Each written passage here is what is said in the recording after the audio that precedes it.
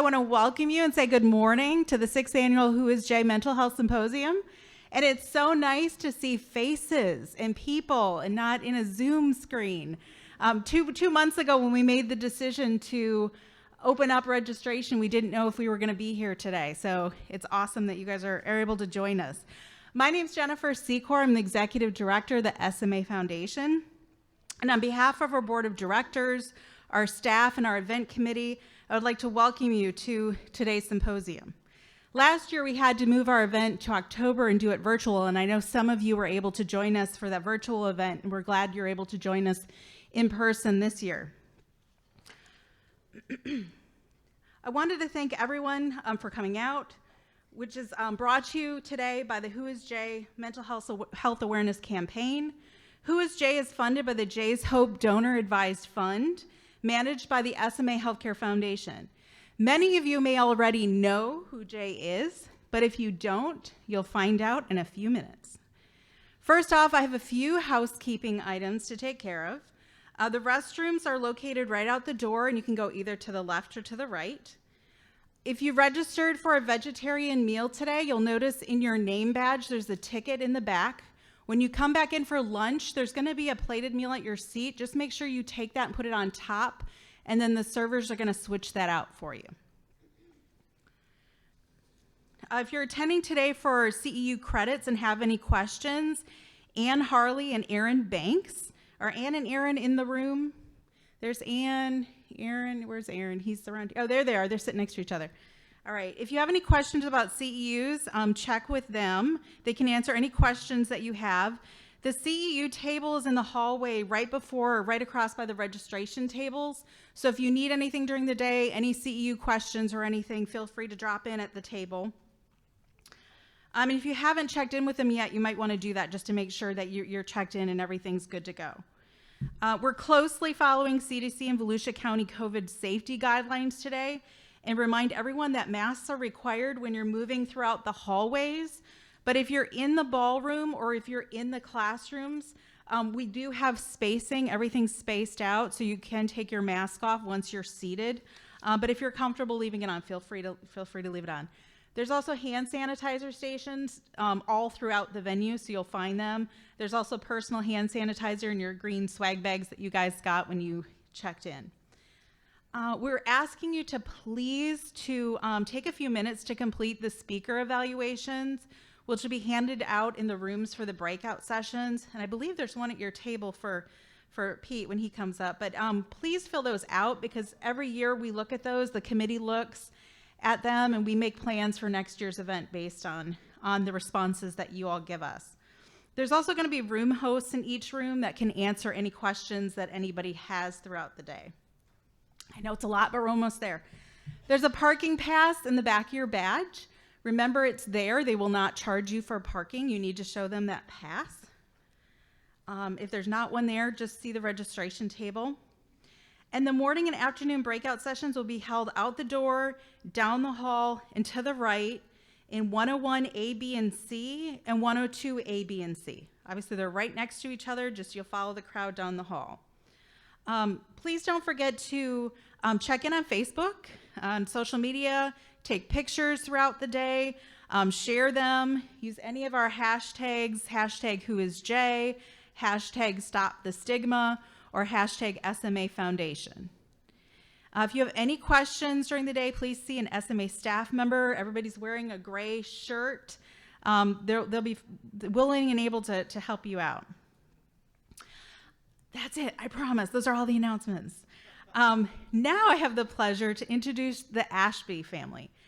Hank and Susan established the Jay's Hope Fund in 2014 in response to the tragic loss of their son, Jay. Hank and Susan are very passionate about helping others and are very determined mental health advocates. Could Hank and Susan please come up to the podium?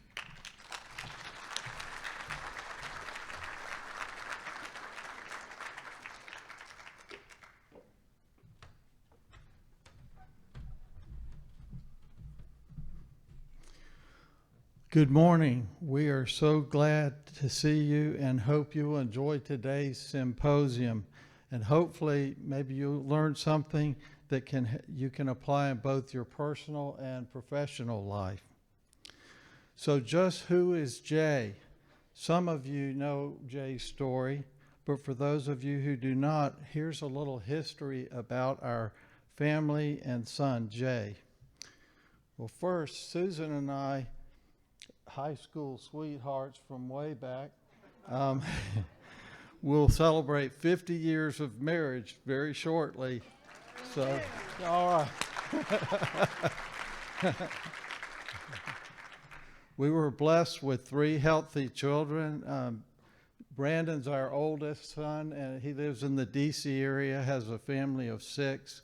Our daughter, Kristen, lives in Melbourne, has a family of 4, and we're fortunate to have 6 grandkids, so we're very thankful for that. Our youngest, Jay, was a great addition to our family and a much-loved son and baby brother. Until the onset of his illness in his late teens, Jay was a normal, healthy child, much loved by his family, the extended family, and he had a lot of great friends.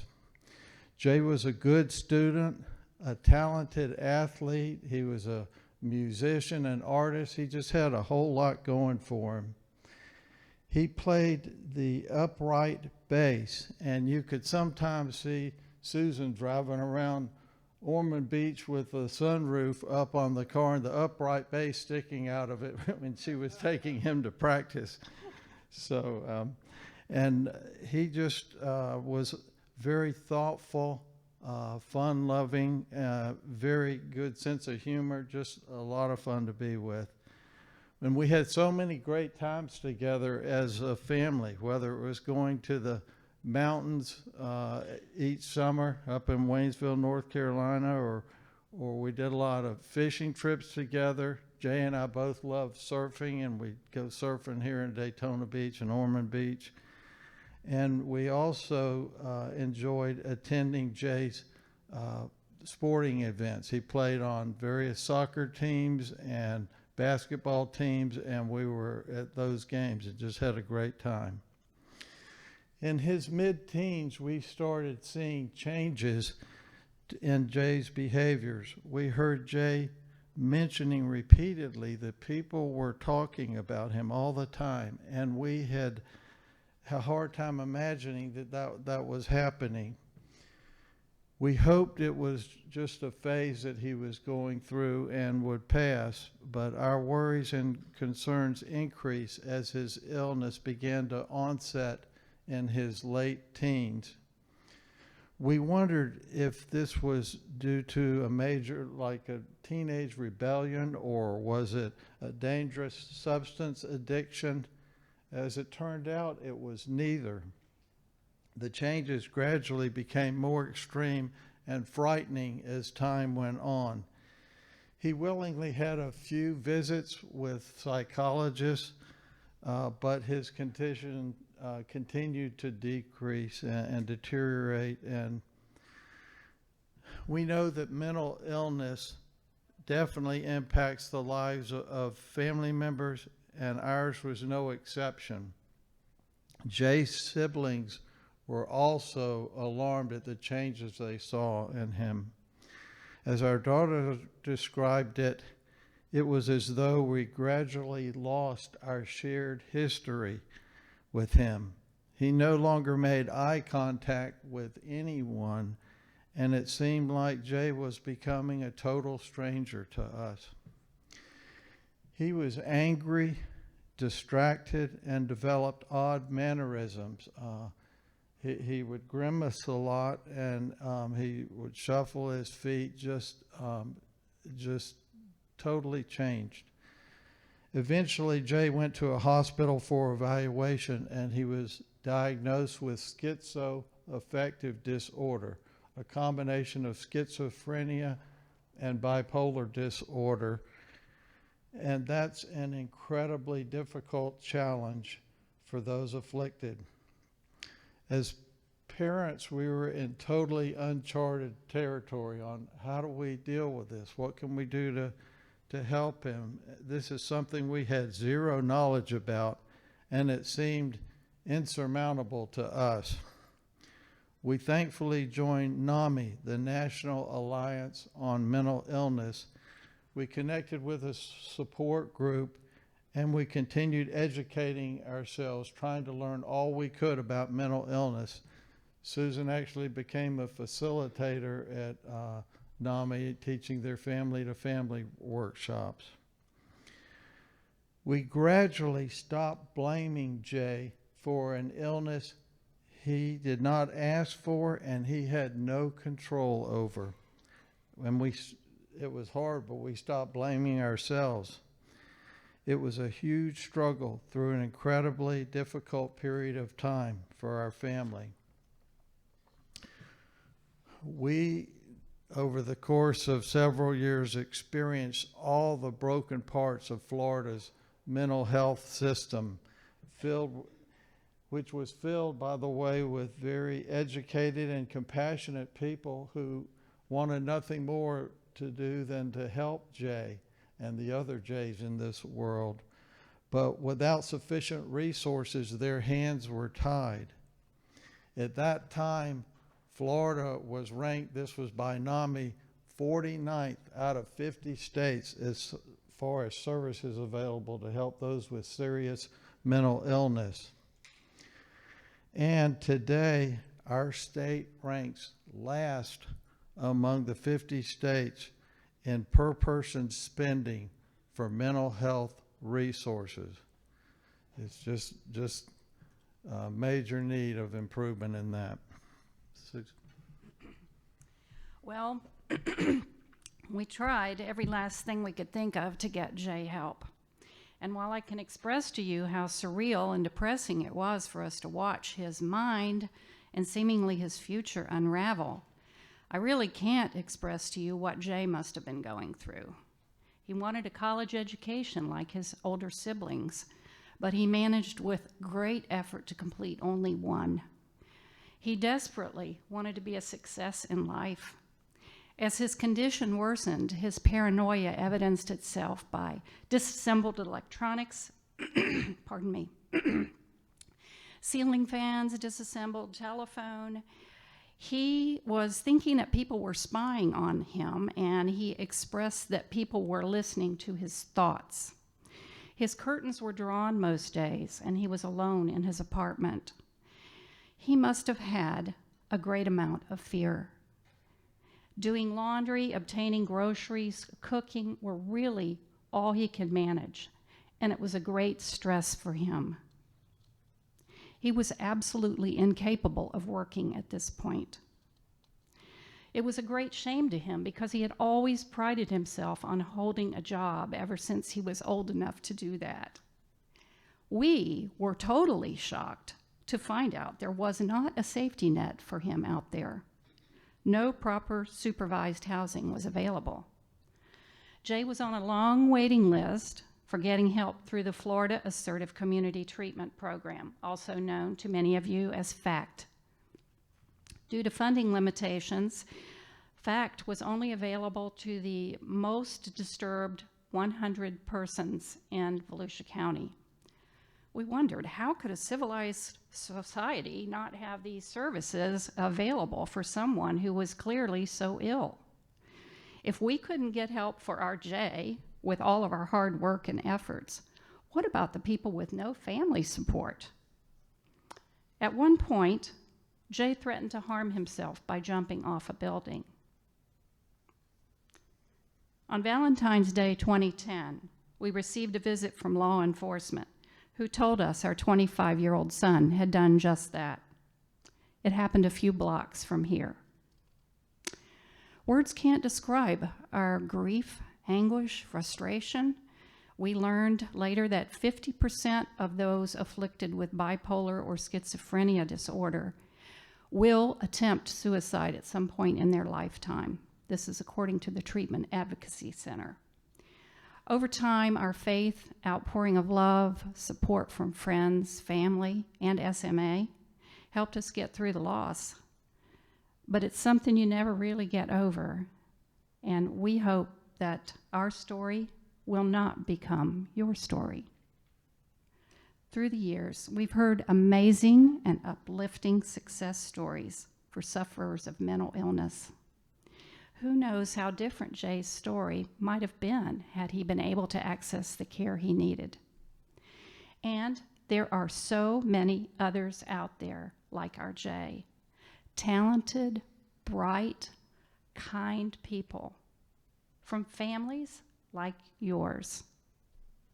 We chose to make the focus of Jay's Hope mental health awareness and education.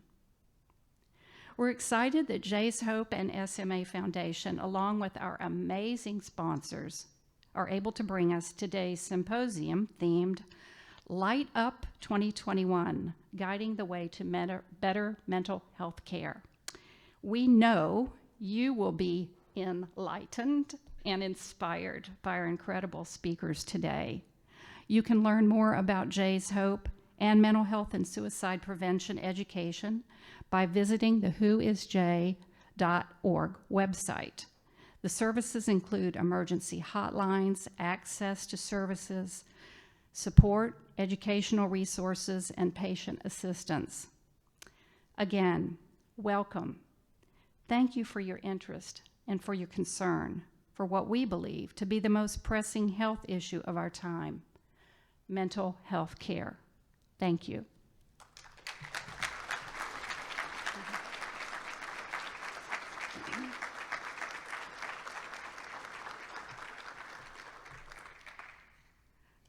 I now have the honor to introduce this morning's keynote speaker, Pete Earley.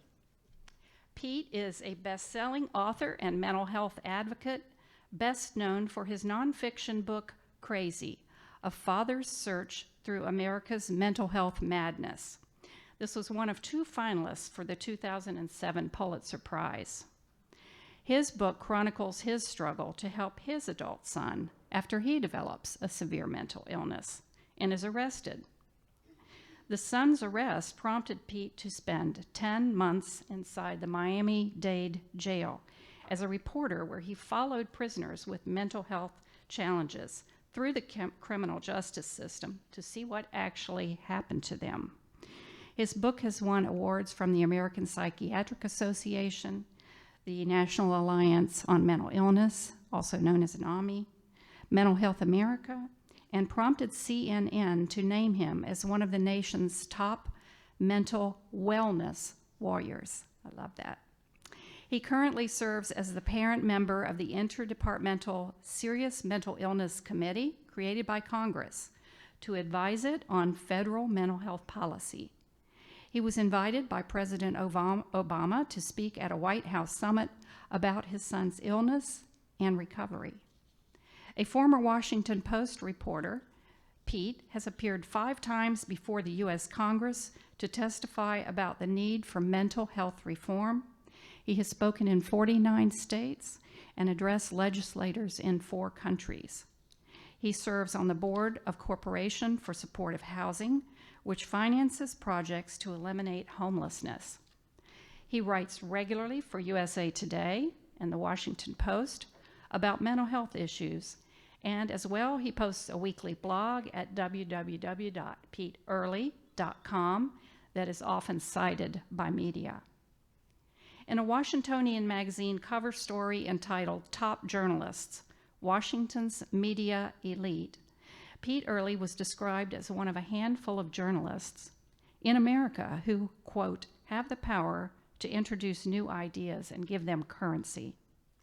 He is the author of 11 nonfiction books and 10 novels, including 5 New York Times bestsellers. His book, Family of Spies, Inside the John Walker Spy Ring, was a 5-hour miniseries on CBS television. And for his book, The Hot House, Life Inside Leavenworth Prison, Pete spent a full year as a reporter inside a maximum security prison.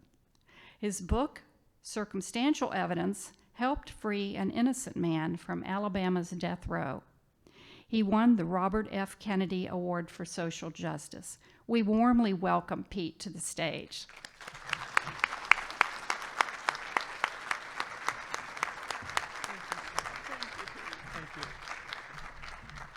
Can you tell my mother wrote that introduction? I mean, gosh. You know, I got up this morning and I walk across the street. Cindy Hines is staying in this lovely hotel across the street. And I see all these cars and lines of people waiting. And I thought, man, people around here really care about mental illness. This is amazing.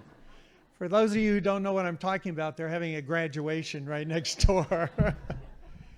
I'm absolutely thrilled to be with you this morning speaking at the Who is Jay Symposium. Thank you so much for inviting me. More importantly, thank you for being involved and coming today, sharing your time. I want to thank Hank and Susan. What a fabulous couple. As I said last night when I met you, I don't know if I'd have the same courage you did to continue the good fight. So thank you very, very much. I'm especially grateful to be here today because 3 weeks ago, my best friend from the Washington Post, Walt Harrington's son, ended his life. 38 years old and 3 young boys and a wife left behind. 132 Americans end their lives every day in our country. We have to do a better job of trying to help those who, by giving them hope, help them with services.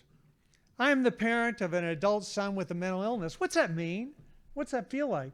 It means that I know what it is like to see a human being who I saw born, who I nurtured, become a total stranger to me.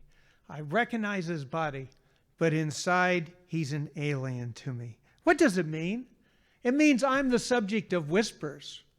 What kind of a parent has a child with a serious mental illness?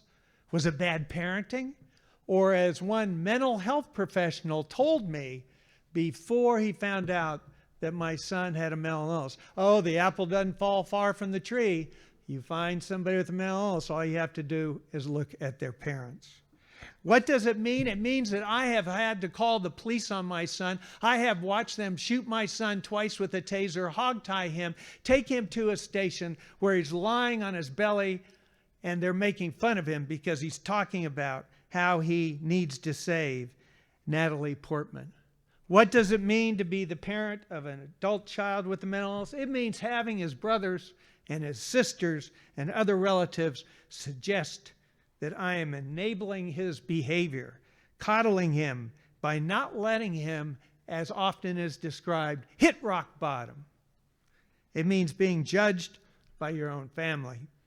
What does it mean to be the parent of an adult son with a serious mental illness? It means having lawyers appointed to represent him at an involuntary Baker Act hearing, people who met him 5 minutes before you walk in that room, fighting to keep him out of health care, and then leaving you with a son who is angry and upset because you have put him through this process. What does it mean? It means spending countless hours trying to convince your son that he's sick. And in my son's case, medication works wonders. And then having an insurance company change that formula to save money. Or as one psychiatrist, who I will never forget, tell your son, oh, you can take those, but all those antipsychotics, those are placebos. What does it mean? It's being afraid of what might happen next.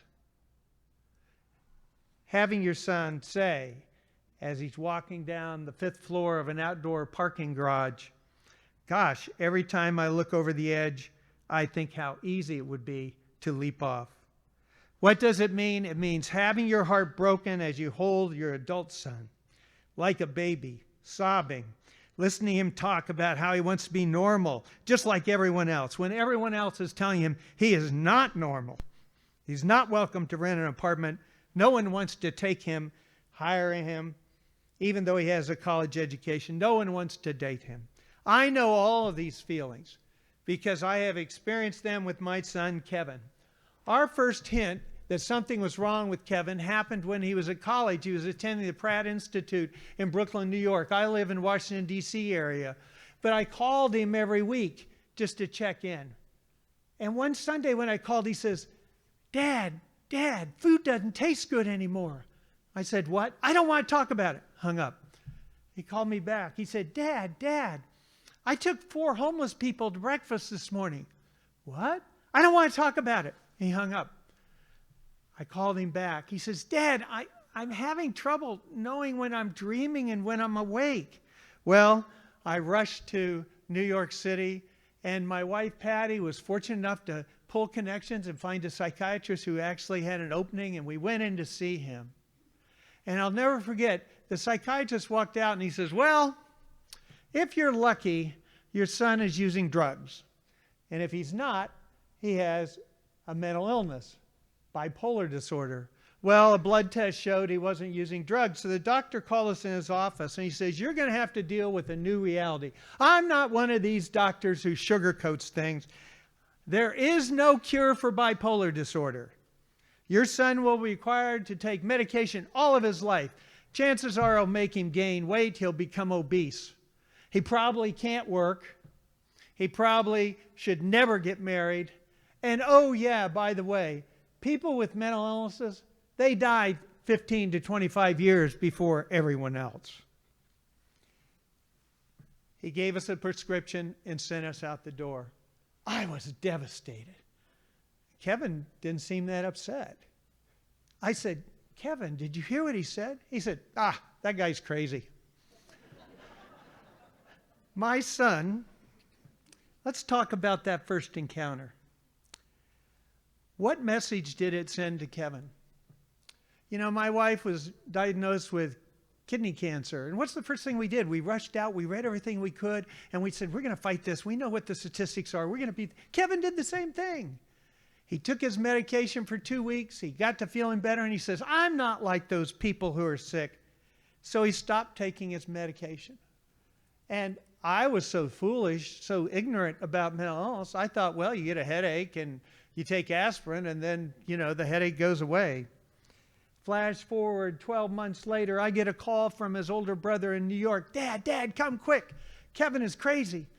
I drive to New York City. I find my son has been wandering around the city for 5 days. He's barely slept. He's hardly eaten. He's convinced God has him on this special mission. I talk him into my car and I go driving. And during that 4-hour trip back to my hometown, Fairfax, Virginia, he is laughing one minute and he's sobbing the next. And I say to him, Kevin, take that medication.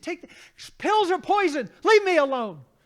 And we got to the emergency room and the nurse is rolling her eyes while Kevin's talking gibberish about how God has him on this special mission. And we're taken to a room far away from everyone else. And we move in that room and we wait. And we wait. And we wait. 4 hours go by and Kevin says, there's nothing wrong with me. I'm going to leave. I said, hang on, son, hang on. I went out and I literally grabbed a doctor. I will never forget how he came in that room. He came in with his hands up as if he was surrendering. And he says, I'm sorry, Mr. Earley, I really can't help your son. You haven't even examined him. It doesn't matter. Virginia law is very specific. Unless a person poses an immediate, imminent danger to themselves or others, I cannot force him to take medication. He's told the nurse that pills are poison. And the fact you've been sitting here for 4 hours and no one's had any violence shows there's no danger. But you seem like a concerned dad. You bring him back after he tries to hurt you or someone else. Well, I took my son home, and during the next 48 hours, I watched him sink deeper and deeper into a mental abyss. At one point, he had tinfoil wrapped around his head to keep the CIA from reading his thoughts. He got up early. He left my house. He broke into a stranger's house. Luckily, no one was at home. He broke in to take a bubble bath to wash away his sins. It took 5 police officers and an attack dog to get him out. And when they did, they called me, and I went racing over to the mental health center where they had taken him. And a policeman was waiting outside. He says, whoa, Mr. Earley, just a second. Before you go inside and talk to those mental health folks, let me give you some advice as a father. Even though your son has told us he has bipolar disorder, even though he's told us that he's off his medication, even though we picked him up psychotic in a house, taking a bubble bath, unless you go inside and you tell those doctors he's threatened to kill you, they will not put him in the hospital. And we will take him to jail. And you don't want that. And I looked at him and said, well, my son hadn't threatened to kill me. And he shrugged. So I tell you, and I do it with no pride because it really, really hurt my relationship with my son. I went in and I lied. I said, gosh, my son's threatened to kill me. And that was good enough to get him held for 72 hours, during which time he volunteered to go into the hospital. But our problems were far from over. 24 hours after he was admitted into that hospital, I got a call from his doctor. I'm sorry, Mr. Earley, we're going to have to discharge your son. Your insurance company's not going to pay. What? They say he's not really dangerous. Well, I called that insurance company, and I got absolutely nowhere until I happened to mention that I used to work at the Washington Post. And I happened to mention that I was friends with Mike Wallace of 60 Minutes, who suffered from depression. And Mike Wallace said, I'll call the hospital. Can you imagine getting that call? Hello, this is Mike Wallace with 60 Minutes. How come Pete Earley's son is going to be discharged today? Whoa!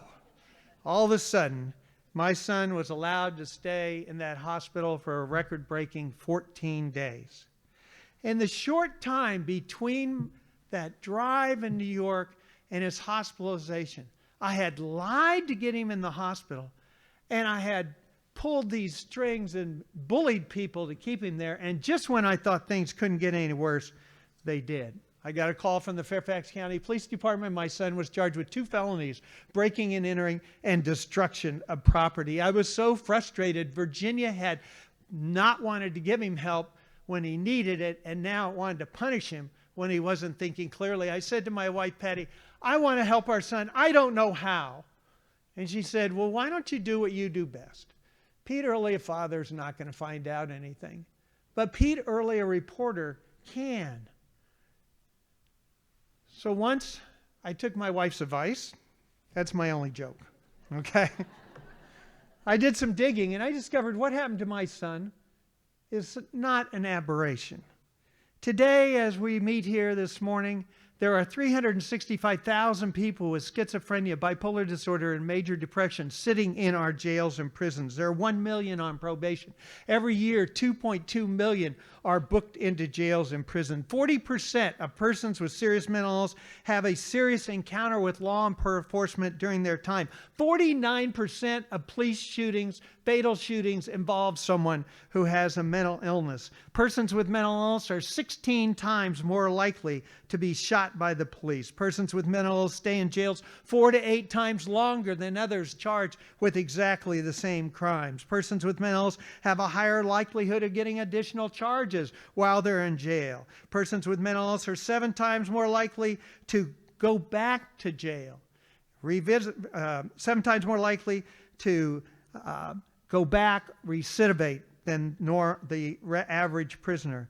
And in Florida today, if you have a breakdown like my son, in Florida today, the chances of you getting help or going to jail are 5 to 1 in favor of jail.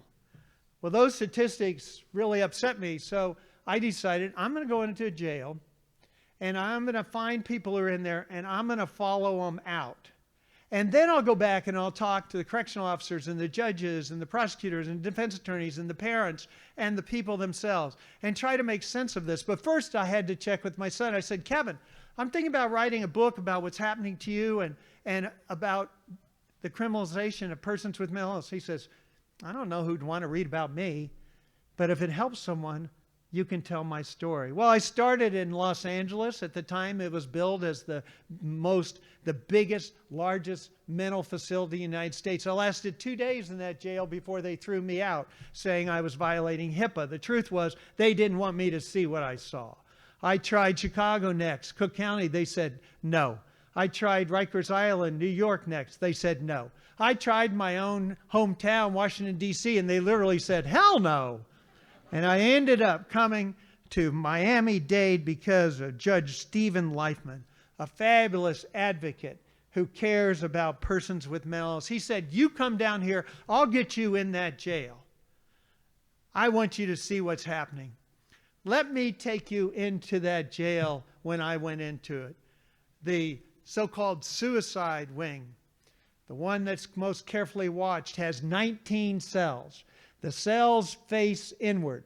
The officers walk up and down the center. It had plexiglass fronts. I looked in those cells, and I saw men completely naked in cells that had nothing else in them. Cells built for 2 had 3, 4, 5 people in them. Because of a design flaw, the air conditioning blew in and was stopped by the plexiglass. It was bone-chilling cold, but there were no blankets. And these people were on medication. It was an old jail. The water system often broke down. They were thirsty, so you literally saw people drinking out of toilets to get water. And when you went in there as a reporter, you listened and you heard the normal jail sounds of doors clanking and people. But when you listened closer, you could hear the asylum sounds of somebody screaming. And then I heard a thud, thud, thud. Then faster, thud, thud, thud. Then louder, thud, thud, thud. It was one of the prisoners smashing his forehead in the plexiglass, screaming, "I ain't crazy, I ain't crazy." And the officer called back, "Well, then stop acting like you are." During the 10 months I was there, I got to know these officers. I discovered they called this the forgotten floor. And I thought, oh, that's because they're talking about the inmates. No, they were also talking about themselves. Not one of these officers had received any training to deal with someone who had a mental illness. And when I got to know them really well, they all confessed to me that they were troublesome employees. Their bosses wanted to force them to quit, so they sent them to work with the crazies because it was the worst job in the jail. My tour guide was Dr. Joseph Portier, a fabulous psychiatrist with an impossible job. A lot of people think you'll get help if you get put in jail. We don't help people. We're not a hospital. I went with Dr. Portier on his morning rounds. There were 92 inmates on the 9th floor that day. His rounds took us 19 minutes. If you do the math, you'll see that we talked to every inmate an average of 12.7 seconds. But Pete, these are criminals. They deserve to be locked up. Oh, do they? Let me tell you about Alice Ann Collier, a woman in her 50s, chronic schizophrenia, homeless, living on the streets of South Beach. When I checked her record, she'd been in and out of that jail 10 times in the last 10 years. And this time she was put in jail because she was walking down the street and her eyes locked with a woman, an elderly woman, waiting at a bus stop. And Alice Ann screamed, "Stop stealing my thoughts!" And she raced over and she shoved the older woman, not hard enough to knock her over, but she shoved her and went running off. And people came up and said, "Get her arrested, get her arrested. If she gets arrested, she'll get help." Well, help is not what Alice Ann Collier got. Florida is unique because you have so many, and I use this term loosely because I fall into it, elderly people living in your state. A prosecutor can charge any crime, basically, against an elderly person as a felony. And because Alice Ann Collier had shoved 2 other people at bus stops, charged with a felony, 3rd felony, faced your 3 strikes rule, which meant she faced a mandatory, non-negotiable 5 years in prison. But when she was brought before the judge, he looked down and he goes, "This woman is incompetent. I can't put her on trial because in all our courts, you have to be competent. You have to understand what's going on or you can't be trialed." He said, "I'm going to send you to Chattahoochee to be made competent, not treated, made competent, and there is a difference." Treatment means you get help. Every day, Alice Ann Collier was brought into a room and she was shown 3 chairs. On one chair was written judge, one was written defense attorney, one was written prosecutor. And when Alice Ann Collier could tell her folks there who sat in what chair, there was a little check mark made, and she was deemed competent, and she was sent back to the jail. Well, of course, she wasn't competent. She decompensated, and when she was brought before the judge, he looked down and said, "I sent you away to be made competent. You go back to Chattahoochee." When I discovered Alice Ann Collier, she'd been traveling between the Miami jail and Chattahoochee 1,152 days, more than 3 years, and she'd never been brought to trial. Well, I'm a reporter. I took out my little pen and pad. I go running over to the prosecutor. "Look what I found. Look what I found. Look what you're doing." And they told me with absolutely no embarrassment.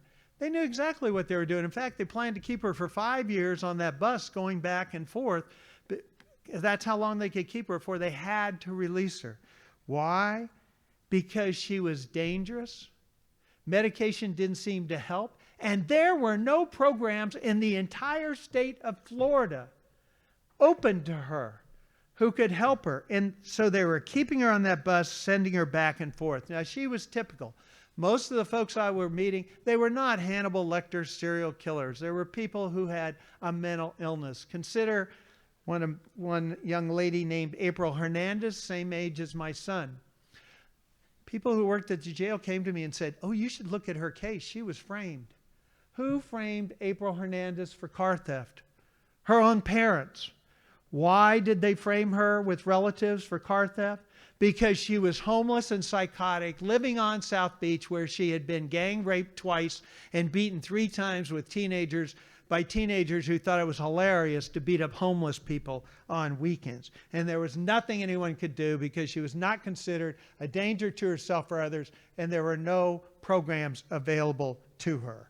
Now, she first began getting in trouble when she was a teen because she was using drugs, and everybody went, "Oh, that's why she acts that way." It wasn't until she was properly diagnosed as having co-occurring both a drug, alcohol, and mental health problem that people understood how to help her.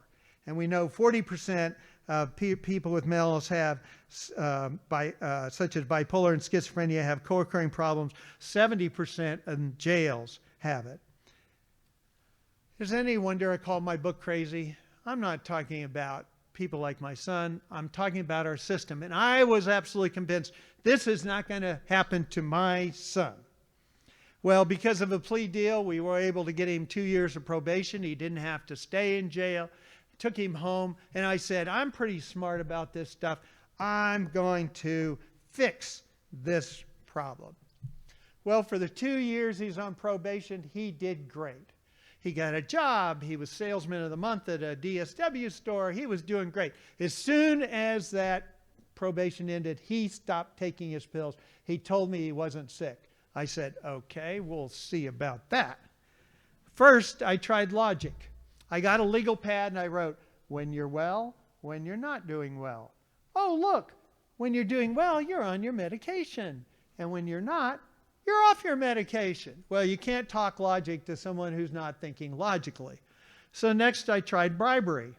I said, "Kevin, I'll pay you $50 a week if you take your pill in front of me." He said, "Dad, I'm not a prostitute."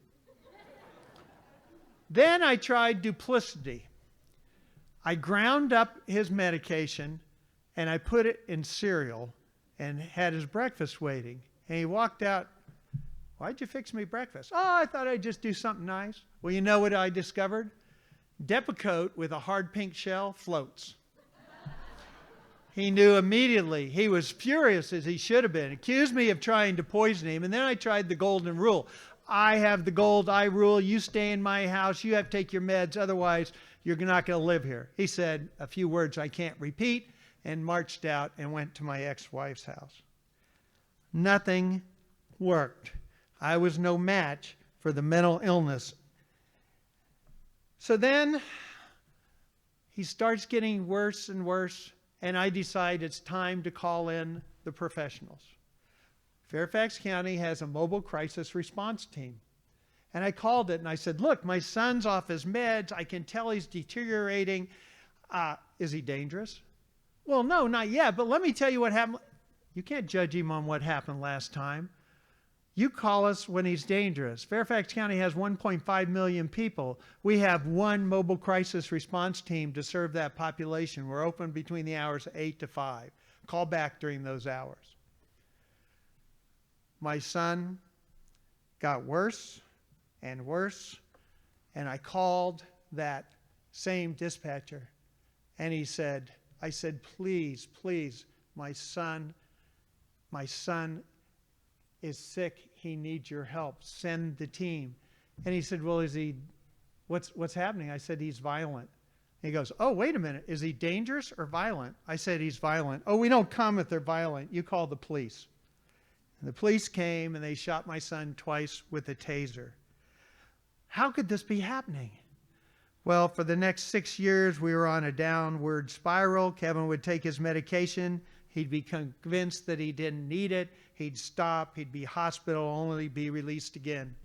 The last time Kevin got sick was at Thanksgiving.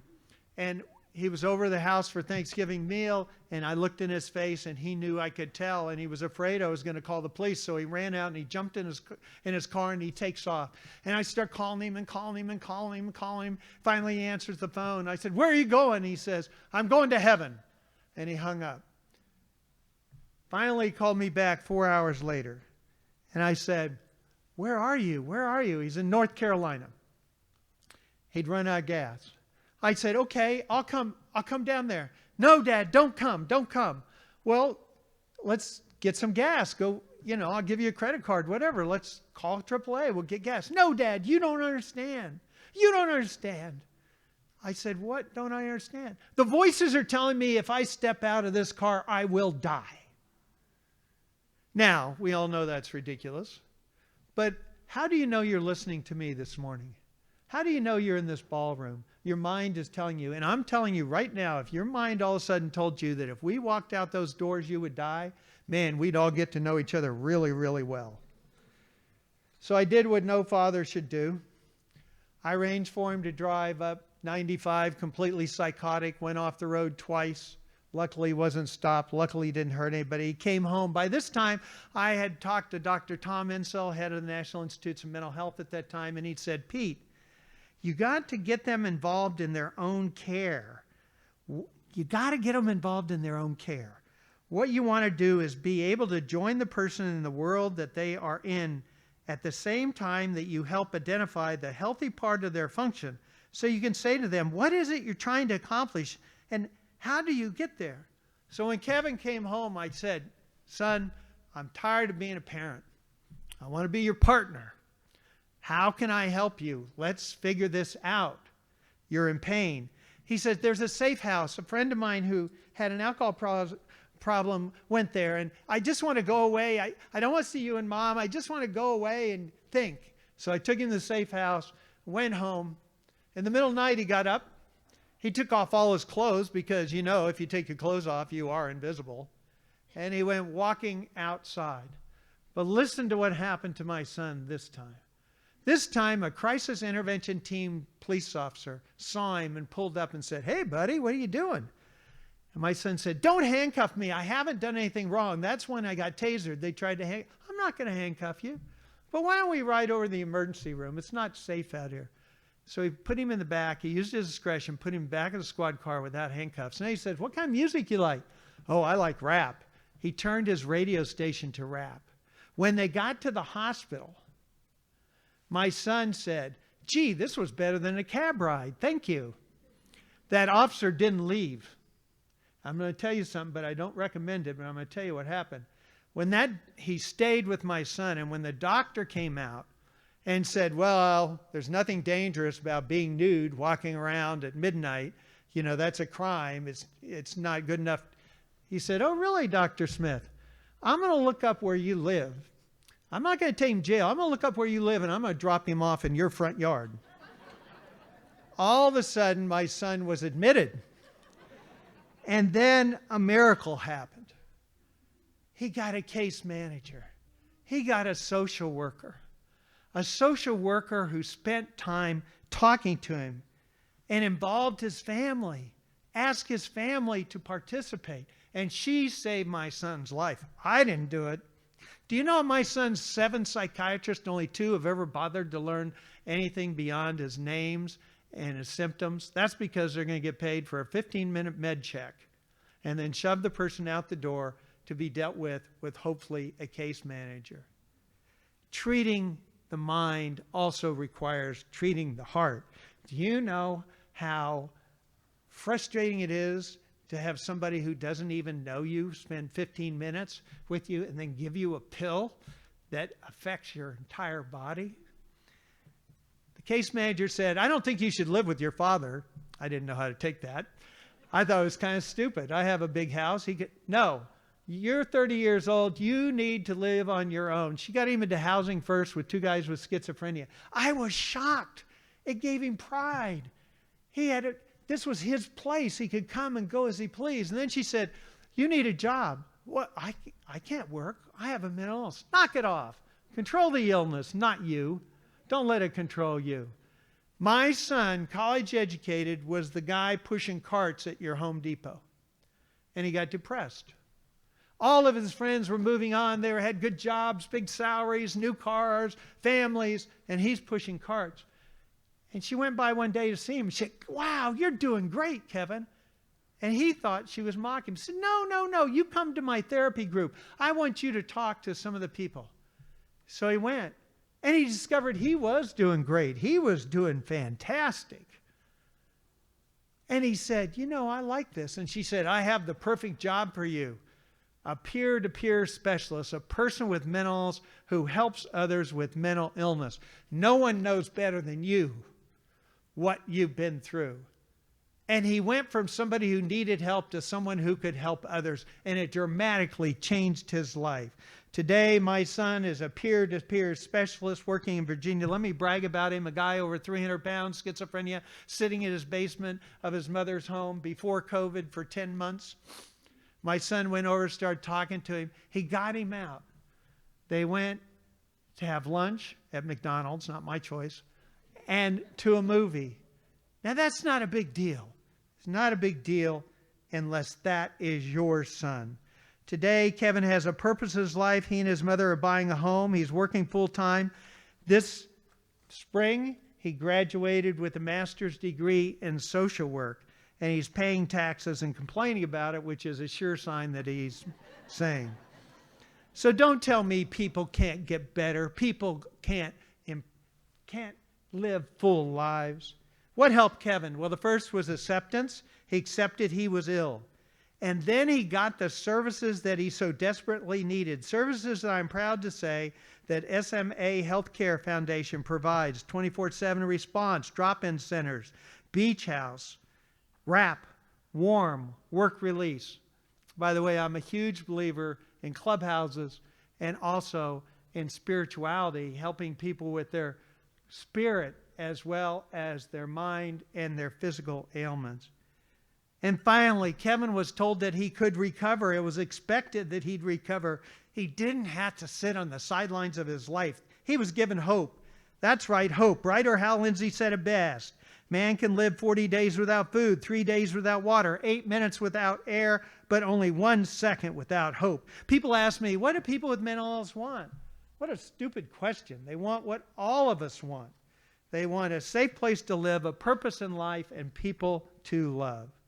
How do I know that providing services, cooperating with law enforcement, how do I know CIT, how these things work? I know it works because of my son, and I know it works because what happened in Miami. After my book came out, Judge Leifman used it to get a TV station in. Then they got a bond issue passed because people looked at it and said, can't go on. We're treating these people worse than they do at the dog pound. And he has transformed that city in the last decade. Today, Miami is a model for how law enforcement at the judiciary and people with mental illness cooperate and work. Arrests are down from 118,000 to 56,000. Recidivism's dropped by 50%. Jail population plunged from 7,300 to 4,000. And the city closed one of its jails, saving $12 million. Lives are being changed and saved. Which brings me to you. I'm going to ask you a simple question. Who will demand that we stop locking up our loved ones for serious mental illnesses when their only real crime is they got sick? Who will demand that people with serious mental illness be given opportunities, not stigmatized? Who will demand that our healthcare system treat broken minds the same way they treat broken bodies? Who will insist that we not only find better medications for treating symptoms, but we actually try to find some cures? Who will fight for the homeless, psychotic man on the street, the teen who is cutting herself, the college student hearing voices, the woman standing on the edge of a bridge about to jump? Hank and Susan Ashby lost their son, but they didn't shrink away. They committed themselves to helping others after they lost Jay because they knew that there are more Jays out there. Margaret Mead said it best, never doubt a small group of thoughtful, committed citizens can change the world. Indeed, it is the only thing that ever has. I grew up in Oklahoma. My dad was a small town minister. And right there, that should tell you two things about my youth. It means every Wednesday I got dragged to church, and every Sunday I got dragged to church at least twice. And I got really, really good at sitting there listening to my dad, not paying a bit of attention. But there was always one story he told that got my attention, and that's because it's about a woman having sex. They're in the Bible. You just got to know where to look for them, okay? You may know this story. A woman's caught in adultery. Notice in the Bible, only women are caught in adultery. It's a really strange phenomenon. They drag her in the center of the city. They're going to stone her. They're going to kill her because of this horrible sin that she has committed.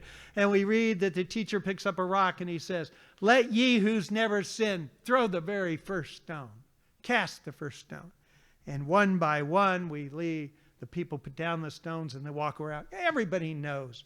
No one is perfect. All of us have sinned. Sadly, we live in a world today where people are eager to throw those rocks, those stones. They don't want to put them down. They want to drive people who are different, people who have mental illness, people who have drug and alcohol problems, want to drive them away, lock them up, get them out of here. My friend Brian Stevenson, the author of Just Mercy, talks about stone catchers, people who step between the angry mob, ready to throw stones and catch those stones and protect those who can't protect themselves until they are strong enough to become stone catchers themselves. And stone catchers in our society are what give me hope. Stone catchers like the Ashbys. I'm the parent of an adult son with a mental illness. What's that mean? What's it feel like? It means seeing my son not given a second chance, third, fourth, but a fifth, sticking with him until he embraced his recovery. Being the parent of an adult son with a serious mental illness means learning firsthand about the human spirit and human will. It means learning about resilience. I'm the parent of a son with a serious mental illness, and his illness has given me a purpose in life and has given Kevin one too.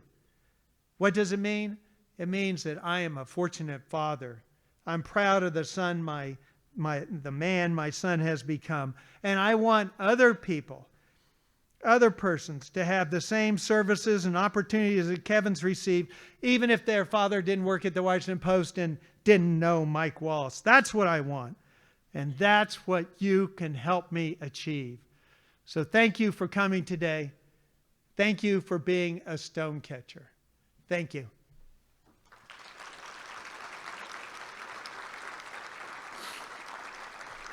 Thank you.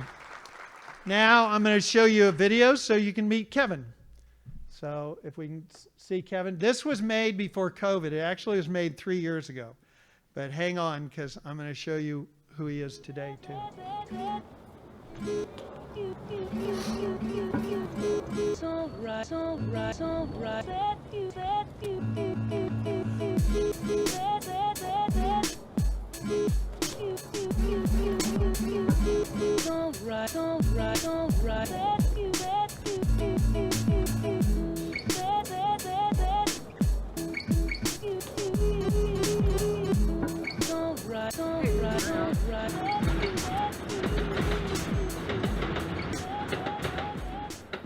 Bipolar disorder is a disorder where you have these wild rushes of mania and these big chunks of depression that follow afterwards. So one moment your mind is racing and you're going 100 miles per hour and you feel like you're brilliant or you're touched by God or you can solve all these equations. Another moment you're very sad and you're crying and you're depressed and you don't want to get out of bed, and your mood vacillates between the two extremes. My son's first sign that he had a mental illness was when he was in college, which is when these often emerge. I was acting very erratically. I was going days without sleep. Had these puzzles in my mind that I was trying to decode, and everything was sort of like a mystery to me, and I was trying to put these seemingly random things into some sort of order or context.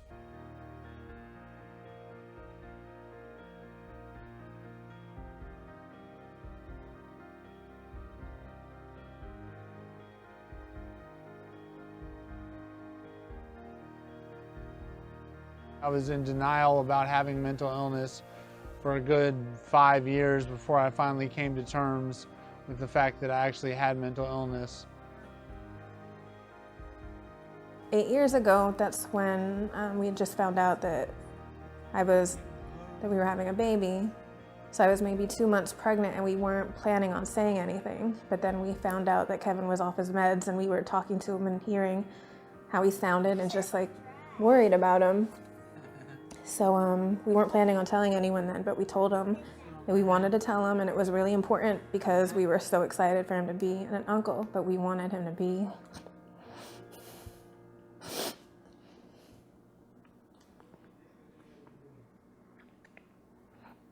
well, we just told him we wanted him to be around for Maribella. And like by that time, I think we were knowing he already had the bipolar diagnosis, you know, reading more about it and reading more about other people's stories and the things that they've gone through, and just like, gosh, I hope that doesn't happen to Kevin. In 2012, I was approached by Jennifer Marshall, and she's somebody who I was in support groups with, and she had this idea to put together a show called This Is My Brave. And it was a show where people speak through writing and poetry and music, how they can express their ordeals or their triumphs with mental illness. And I created an original rap song for her show. And in 2014, I performed in front of a crowd of 300 people, and I got a standing ovation, and it was a very inspiring point in my recovery. As a peer-to-peer specialist, he helps the mentally ill in Fairfax County. He works with police departments to help them better understand how to interact with people with mental illnesses. Kevin will perform his original rap song, Brave. The first time that I made a song about mental illness, it was a song I made called Mental Hospital. And after I had made it, it was like a huge weight had been lifted off my shoulders to be able to speak my experience into the world and get it out there. This is my testimony, this is my brave, this is the receipt for everything that I gave. This is when I was committed, I couldn't behave. This is how I recovered, this is how. Mental illness has kind of been a mixed blessing in some ways because it's given me a purpose in my life. Before I had mental illness, I didn't know what I wanted to do professionally. I didn't have as much to talk about in my music. Could be anyone in your family tree. When you see your brother, your uncle, you see me. I couldn't be who I am today without community, housing, and opportunity. It's all part of recovery. 1 in 4 adults deal with some sort of form of mental illness in their lifetime. It's the new norm. Now that I've overcome it, I can look back at it, and even though there were very tragic incidences and there were things that happened that I probably wish never had happened, it's made me who I am today, and it's made me stronger. And I'm grateful for the experience because it's given me a purpose and a professional duty, and I plan on going to school to study social work and becoming a social worker in the future. Got a price to pay. This is my redemption song, I can't blame society. This is my testimony, this is my brave. This is the receipt for everything that I gave. This is when I was committed. What I hope people get out of the book is that mental illness is my face. It's my son's face. These people with mental illness shouldn't be blamed. There should be no shame in having a mental illness. There should only be shame in not helping them. It's on the news, you might get it misconstrued. Only a few turn into shooters. Condolences to the families. I don't know what you're going through, but my heart goes out to you because they know not what they do. We need to talk about it from a unique point of view as a society. These issues seem to divide us in two. How would you feel if these are the cards that were dealt? It's easier to get a gun than proper mental health. Stigma everywhere, everybody out for self. Situations feeling like you can't find a way out.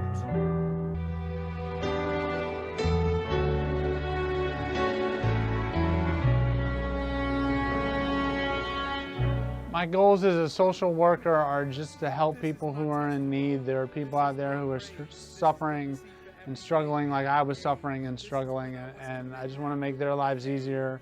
I want them to come to terms with their mental illness in a smooth transition and not have to go through the battles that I've been through. I don't want them to get tasered by police, don't want them to get arrested.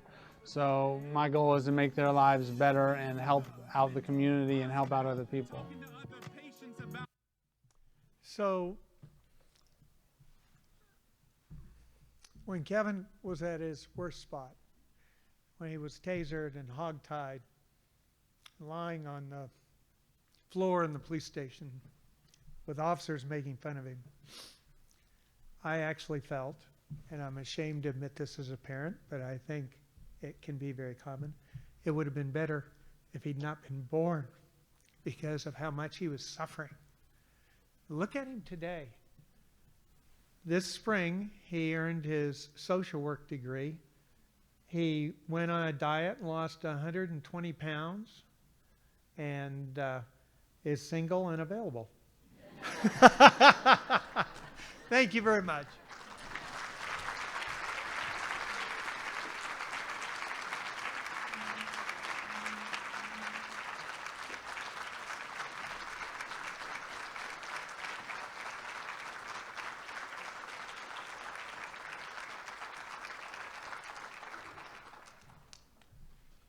Thank you, Pete, for sharing your family with us today. And you definitely come off as a very proud father, and we're so glad to have you here today. And those of you that were with us a couple years ago know that Judge Leifman was actually a speaker at this event, and I can't imagine the two of you together because that just has to be a dynamic duo for sure. But keep doing what you're doing. We appreciate it. And the Ashbys, I want to thank you too for sharing Jay's story with us again this year, and you know, in supporting all those other Jays out there who need it. So. I have a few things that, before we're going to take a little break, I have a few other things that we want to do this morning. We want to thank our sponsors. And I need to put my glasses on so I can see. And our subject matter experts who are attending today and helping to make this such a wonderful opportunity to learn and network with others in the behavioral health field. I also want to thank our board members of the SMA Healthcare Foundation and SMA Healthcare who are here today. And also the SMA healthcare staff. It's been a really challenging year, and we really appreciate that you're taking the time today to be here and do something for yourself and to further your knowledge in behavioral health. I'd like to thank all of our board members and staff for their vision and seeing the need for this kind of advocacy and education that's always a necessary part of our work. Before we do go to our break, like I mentioned, we wanted to thank our amazing sponsors and partners for today's event. Our champion level sponsor, the C. James Montgomery Trust. Our advocate level sponsors, Advent Health, Brown & Brown Insurance. And our counselor level sponsors, Elizabeth and Roger Berry in memory of Justin Brown, EM Pros, Magellan Complete Care, Nature's Garden in Orange City, the Simpkins Family Foundation, Synergy Billing, and our proponent level sponsors, FPL and Macy's, and our in-kind sponsors, Senior Counsel Attorneys at Law and Marquis Rental and Staging. Now I'd like you all, when you had your program, when you came in, if you have a star on the back of your program, you've won one of Pete's books that he's graciously donated today. And Pete will sign your book for you during the break. Sean Proctor, who is an SMA staff person, is over there at the side entrance. We have a table set up for Pete kind of back there. So if you do have a program with the star, meet with Sean after we're done here, and we'll make sure that your book gets signed for you. So thank you, Pete, for doing that for us also today. We invite you to visit our vendor tables once again, which are in the main lobby during the schedule. They'll be manned during the scheduled breaks. We're allowing our vendors to attend the sessions, so they will not be out there during the sessions, but during the breaks, feel free to visit them and remember your bingo cards for your chance to win the Speakers Library gift pack with books from a number of today's speakers, Pete and Kevin Hines and Scott Goyette and Tina Levine, and a $100 Amazon gift card and a bunch of other goodies in there.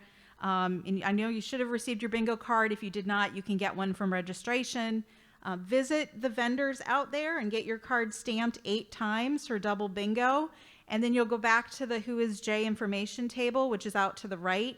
And you'll show them that you filled it out. You'll write your name and phone number and put it in the big spinner thing. And you could win that. We'll draw that this afternoon. The first breakout sessions will start promptly at 10:15 a.m. And they are as follows. In room 101 A, B, and C, like I mentioned earlier, which is down the hall, both of the rooms are down this hall this way, is Embracing Love, Your Toolkit for Emotional Management and Newfound Clarity, presented by Scott Goyette. And right next door in room 102A, B, and C is Emerging Mood Disorders and the Mental Health Impact of COVID-19 by Dr. Donald J. Borasky. Please try to remember to attend the sessions that you registered for, or if you decided you wanted to check something else out and you hadn't registered, just kind of hang back in the room and see if there's seating available. We did have, because of COVID restrictions and having to limit space, we just want to make sure that we continue to have the rooms spaced out. And then we'll meet back up here at 12 o'clock for lunch. So have a great morning. Oh, and Cindy?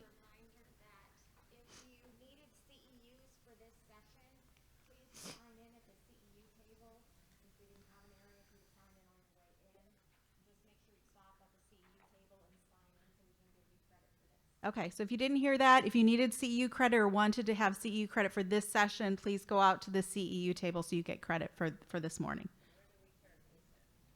And this is the evaluation forms will be collected at the CEU table as well. So thank you, everybody. Have a great morning.